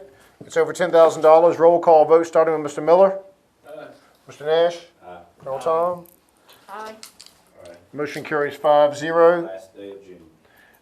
New business number 3, Lakeview headstone request. I haven't taken this to the committee, and I apologize for that, but we have a family whose patriarch recently passed, and they are very interested in putting a headstone up for that individual, and have come to me. It's in an 8-grave diagram on the back side. It's an 8-grave section. It's on the hill right behind John Procyse's daughter's home or former Oh, home. on the hill, okay. Okay. There's a Patterson family, and it's ironic that the mayor ran an expose on the Pattersons in your last paper. There was a picture showing them from back in the. Oh, yeah, yeah, oh, Bobby, oh, yeah. I'm just telling you, there's a lot of people in that family. Yeah, right? So yeah. what they've done is they've bought 20 grave spaces. Wow. Okay. They bought a 4-grave section, and then 2 8s, and they've distributed them among the family members. I think there's Hope and Caroline. I see Christy and Ann, and I think that Bobby Patterson and his wife will be in this first section. Typically, our ordinance does say 1 headstone per 8 graves. They've divided these up into 4s, and they would like to put 1 headstone per 4 graves over there. So instead of 2 headstones, they're asking to be entitled to 5 headstones. Not No. unprecedented. Well, the good thing about the cemetery maintenance policy that y'all have adopted is that makes a situation like this easier because the cemetery is easier to maintain now with the rules on ornaments and that sort of thing. So, So how close roughly will a headstone be at that point in time when you allow? If you look at the diagram between headstone to headstone, that's 10 feet. yeah. What about side to side? How? Depending on the width of the headstone, but if you centered it on the 2 middle graves, which Well- is logical. Well, I think we need to make sure that it is centered because. Oh, they gotta be, you don't- yeah, they gotta You be don't want them centered. side by side, even though they may be, Must be centered on the 4 graves. yeah, I agree. most definitely, I would think so. All right. Would somebody like to make a, Exception for other. I like to bring them to you so everybody talks about I them. think So it's there's fine. no, I just why don't want were the they kids' and not toys to they? have to have an issue, that's why if they're spaced evenly, it's They fine. must be spaced evenly. Perfect. That's great. Make that part of the motion too. Who'd like I to think make- that's their intention anyhow. Mr. Nash has moved to approve the Patterson request to deviate from the 8 to the 4 on the headstone. Is there a second? I second. Ms. Hasbrook is second. All in favor say aye. Aye. Opposed, that motion carries 5-0. I will say too, I've had numerous people who have not always been positive about the cemetery have written me emails saying, I should forward them to y'all, how nice the cemetery looks after the March cleanup. It looks better. The guys are doing a good job cutting the grass. I've been a little bit of an ogre going back and getting stuff, and some people have said, well, I always wait after a big windy day like tomorrow. There's going to be a half a dozen flower arrangements down the woods. So I usually, after windy days, some people have asked maybe we can come up with something where the saddles that are legal, that have blown off headstones, maybe put them up at the storage shed. Maybe people can go up there and find them. Maybe I need to start doing that instead of just throwing them in the back of the truck and waiting for people to come get them. When they blow off, I don't know where to put them back, unless I have a good idea or I'd seen it there before. But nonetheless, I do think it's better. I think it's working. I think some folks grudgingly have complied, and but nonetheless, I think overall the cemetery is easier for them to mow. We don't have nearly as much stuff laying on the ground. I agree. It's a lot less visual clutter there. And like I said, I hate to use the word clutter when you're talking about someone's grit, but just, it was a necessary thing you did, I think. Yeah. I think. But I think you guys did get it right by not limiting it to 6 times a year. I think the way that it was modified is much better. I agree on That would that. have been more of a headache to try to keep up with. Committee referrals, I'll go ahead and start with number 2. I'm going to refer Mr. Bobby Thomas's letter to the Buildings and Properties Committee, and one of those members is also on finance, so that will kill 2 birds with 1 stone. That's Ms. Hasbrook, Mr. Nash, Ms. Thompson. Courthouse Road livestock request. This is a really neat citizen who's bought a property on Courthouse Road at the town limits. Randy Fristow. That sounds to me like a Health and Ordinance Committee. Be fine. We handled something similar to this not too terribly long ago with the Prigenids. Yep. They had asked for some waiver and it didn't work out. We had crafted an ordinance for 50 acres or greater, and I think it fell into some disfavor over on Spring Hill Road. Well, I think it may fall on better ears nowadays, especially with the way things have gone with COVID. Growing your I food. personally think that you should be allowed, if you've got a certain amount of acreage, you should be allowed to have goats and. I think the first thing is to determine whether you guys are willing to modify the town's ordinance before we go to a rezoning and public I'm all for it. process. And Randy's willing to have a How number. far is this from somebody's residence? It's 22 acres. It's a 22 acre lot. He's got a ways. I think that can be stipulated in the zoning, that it has to be so far off of property line, any fences. He's willing to have a limit on the number of whatever, he knows we gotta have a rule. He just is saying, look, he's got 22 acres, he's got kind of an agribusiness thing in mind, maybe down the road, agritourism. He lives on, and this is on, if you're going out Courthouse Road, tower on the left, it's pretty much right there, isn't that right? Back behind. Just no Easton property. Yes. Old East. It's Yes. where Joanne and Tommy Yes. used to use. Right now, really, it's cut over, it's useless property. Yeah, I think it, Is the house still standing? yeah, but it's, It's no good, yeah. Oh, I know that. but he's got a vision for it. I thought somebody else had bought that property over there by that radio tower. I don't know. No, but No, I'm gonna it's refer not that to the far health and down. ordinance. It was on the market. It's not that far down. Oh, okay. But I do think in fairness, if this is the case, then we need to revisit I 100% folks at agree. the prisons, because they were told, no, you couldn't do it. Sure. But I think the key component is allowing buffers. And I think that will solve the church issue a lot too, if you have buffers among a certain amount. But, I mean, we're Southside Virginia. We need to get back to our roots. We That's will. what we are. We've all learned these last 6 weeks that, growing your own food, pretty cool idea. Yeah. How about that? Go to committee. You know, I'm gonna say one thing, and I hear you bring up Pridgeon's name. See, there was a different situation. You had church people involved in this. And we don't wanna go back and get into no more contests with these people. Well, I think, We need you to settle on Courthouse Road and leave it out, because you're gonna run into more trouble if you go back and try to give Pridgeon his property. I think what you do, and I think this is where, I think you're right. I think Eric's also right. What you do is, I think you allow it by permit, because every piece of land is different, but you amend the zoning to allow it, but then it has to come before the council, because in one situation, you may have cows 50 feet from the sanctuary, but out there in Courthouse Road, man, it's ideal. Jason Walker out at the Rabbit Farm. If he wants cows on the back 50 acres, I mean, Who cares? you never know they're there. You'll never see I them. mean, there is in Nottaway County. No. So those are referred, that's going to Health and Ordinance with Sheila Jones. I don't have anything on Mayor's Manor, but one thing. After this pandemic, we do need to talk about having an unveiling ceremony for the Tech Triumph marker. And as proud as I am of writing the text of that marker, I'd made one mistake. On the marker, I said, "At this house was where the song was written." And Tom has a great idea to have the marker maybe in the park, which we can still do that, I think, but I think we need to talk to Kyle House, because Kyle did support the application. Well, the house is looking better lately. Yeah, Kyle Houses? yeah. By his 1020 cheese maker. 1020 South Main. So I thought it hopefully, was a house on the corner. It's not, it's the. No, it's one maybe down. by the time we get to that point, Right. there'll be something over there. But we'll see. we got a big write-up in Virginia Tech Magazine. There's more publicity coming. Do some town cleanup over there. Any member of council have anything for the good of the cause? We haven't had a closed session in so long. I forgot what an executive session feels like. My goodness. Everybody okay? We haven't been sued, and every time we have been, it's been dropped. We got everything Just a covered, quick didn't we? question, I saw a thing about baths, limiting to 5 passengers in these ones that are going from county to county or whatever. How is that, do we typically get 5 people if you're running from Blackstone to Farmville? Because I think the crew line is pretty busy. Yeah.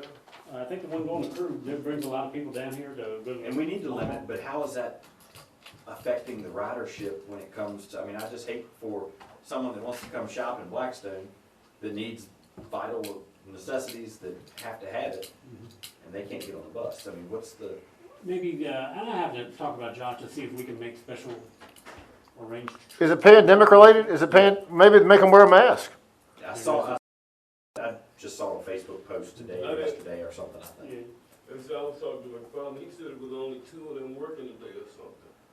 Yeah, it's a skeleton crew. Yeah, I mean, Josh and Mary are splitting time. And I'll address it, and I don't like it either. I told Jennifer this morning, I feel so, we're just not getting much done. But my problem is, if we get all the electricians down here, all 6 of them, Then all they have to linemen, sit. and one of them gets them all sick, then I got a problem. If one of our water operators gets sick and gets them all sick, I got a problem. So, garbage men sadly have to work every day, but we are letting them go home a lot earlier. Yeah. But they're wearing gloves and masks. I got a question. After, we know we can't give them no money. But you know, they done worked hard, they done worked every day, even though they going home early. I think we should try to give these guys a couple hours of comp time or something to show we appreciate it.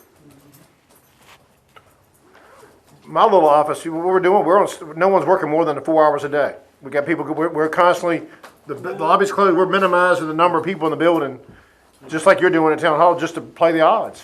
And I talked to Clay Hall on the phone last week, and if people who make light of this virus, you need to listen to Clay Hall. Clay Hall, this is still serious for healthy people, for quote unquote young people. It's got no rhyme or reason to it, man. You do not have that Existing condition. pre-existing condition, you totally help. Yep. Wash your hands, wash your hands, wash your hands. I said we will sit down and talk about it with Yeah, the next- sure. I think it's a good gesture because they're on the front. We just got to be careful that we treat everybody fairly. But the government, We've got a lot of other people that are working extra just because too. Yep. So, But the difference is everybody else over the years traditionally has had to work 8 hours. Right. Okay, the garbage men typically will come in the mornings, finish their route, and then they hang out and leave an hour early if they come in at 7. So there's an hour and a half or 2 hours, 3 hours in the day when they're kind of hanging out at the shop. but we do need to be mindful. send them home. We're not making them hang out anymore. Send 'em We're home. gonna go as soon as they finish We the do route. need to be mindful though that all town employees are still getting paid 100%, whether you're working 2.5 days a week. So, But, here's the thing. So am I. Here's the thing, I hope- just hit it on the head. You say even though you working 2.5 days a week, these guys will get 5 days. I am not asking for. But how many The only other- thing I'm saying is, a couple hours of comp time. how many So other? we always talk about showing the employees. Well, you know what I'm gonna do? I'm gonna refer that. Let's refer that to employment committee. And go through a committee process and see how that goes. That's you and Mr. Morgan and Ms. Thompson. I think it's we'll look at it. Anything else for the good of the cause? I really appreciate. We do have one gentleman who apparently has taken up residence in Oh, public areas of we- town. Two Okay? things real quick. First on him. All right, first, he's a tall guy, if you talk to him, he's not unapproachable. It's not illegal to sit on the sidewalk or hang out. But he has been charged with trespassing on a couple of occasions when he's gotten on private property. And if you hadn't noticed, he leaves a lot of litter behind him. lot of trash. A lot of trash. So he and I had a long conversation, I say long conversation, we had a conversation today about cleaning up that intersection at Oak and West Entrance. And before it got dark, I rode down there and he had left a pickle bucket that he uses to sit on and a lot of groceries. As with the previous squatter that we had in C Park, I won't start picking that stuff up. Okay, and I'll give him fair warning.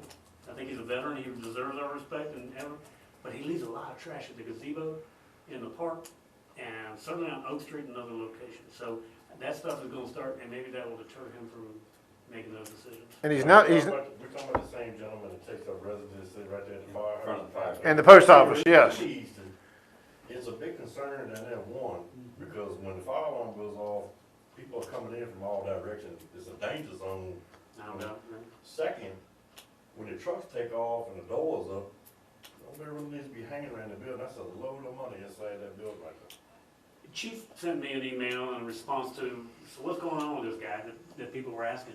And I responded to the mayor with a correspondence I received from the chief, they talked to him. He's not homeless. He has a place to stay, he chooses to be in the light. But here's my question, this is why I called you. Okay, you riding down the street, and I don't have anything against that, man. I mean, hey, you do what you do. But I'm saying, you riding down the street, and you got somebody sitting on the sidewalk, and their feet are hanging in that street, They and can't you move. accidentally hit them, then you're messed up for life. Yeah. I mean, I don't have anything against the man, but hey, we gotta look out for the citizens too. I introduced myself to him today and told him he really needed to do some cleaning up behind himself. Was he receptive? Yeah. Okay. Because I've seen him he talks to himself. Sometimes he's very animated. I just. Maybe he heard me, maybe he didn't, but this afternoon, you can drive West Entrance Road, I bet there's a pickle bucket and several grocery bags. Right now, on Oak Street, right at the intersection, there's a black trash bag. I don't know what was in it, but someone ran over it and there's stuff. Clutter's all in the road. But Lonnie does raise a good issue about town liability and town safety for the gentleman. Let me work with him, see if I can get a response out of him, Can and we we get get a him to stay positive. off of the fire department line? Yeah. I can't do nothing. Sit down and chat with him. Or whatever, but, I don't think we have a reason to arrest him or anything. no, he hasn't done anything. He hadn't threatened harm. He hadn't threatened anybody. But it's just, He doesn't bother anybody. somebody could get messed up behind it. And we just chat with him. I sit down and have all our conversations. True. See if we can get some progress. And if you don't mind, update town council briefly on a situation you're gonna have to look at again in October. Clay's Assisted Living, we had a pretty serious situation on 8th Street at 4 o'clock this afternoon. You don't have to give any names, but just tell them what I think transpired. an individual, people's children were home, and 2 people actually came over to the house. There was a woman and a man. The first occasion they came to the front door. Today, there was a single individual, a gentleman, who went to the back door. Children were playing music or whatever, didn't hear him. So he started having some sort of an episode. He had entered their screen porch and was physically trying to open the back door and screaming. Huh? It's a local person. Clay's Assisted Living resident. Did you, were they contacted? Pardon? Was Clay's contacted? Not yet. Lee Scott was handling the case, and I asked him if he'd like for me to go with him, whether he's gone over there and done his investigation or not. But he's definitely a Clay's person because either a nurse or an aide from Clay's came and got him. And so Lee and I met with the family briefly today, and then Lee was taking documents and information. But yeah, we're gonna, I can't remember, is it Earlene or whatever her name is. Celestine Hicks. Celestine Hicks, and so we'll be in touch with her as soon as I get my information from Make sure the lead doesn't sit on this forever. Well- Preston Mack. I did hear some good news. Here's some good news since maybe you talked. The property owner, who everybody here knows, said that they were assured this person was to be discharged from that facility, and that the nurse made a comment at the house that it's a good thing your doors were locked. Told the homeowner, it's thank goodness your doors were locked. That doesn't sound good. That sounds so, but they're gone. They're Sounds going to be discharged, but we need to. dangerous. You know that. I was told that, but I think, like, so make sure Officer Scott and the chief follow through on that. And also remember that October, they're on the agenda for the annual review. And you know, that's one episode, and hopefully there are no more. But if there's 3 more like that, Was then that the one sitting on the bench for a while with the blue pants on? I don't know who, I don't know if it was a older man, a younger man, a black. I don't know. I know there's an older white couple that walk a lot, husband and wife. Christine tried to look on the film. I'm gonna stop by there. But I'll clarify, somebody came to the front door and beat on the door last week, and the kid reported it was a woman. Today it was a single man on the back porch, and he Oh, actually, so it wasn't both today? not both today, one was a previous, that's what I want to clarify. But different people, different residents of Clay's. Different times, but this individual actually went on their screen porch through the back porch, was at their back door. Thank you for updating council. Anything else for the good of the cause, members of council? We will plan to meet on the 3rd Monday in May, is that right? No business. I'll declare the meeting at 4:47 p.m. I want to thank everybody for coming and watching.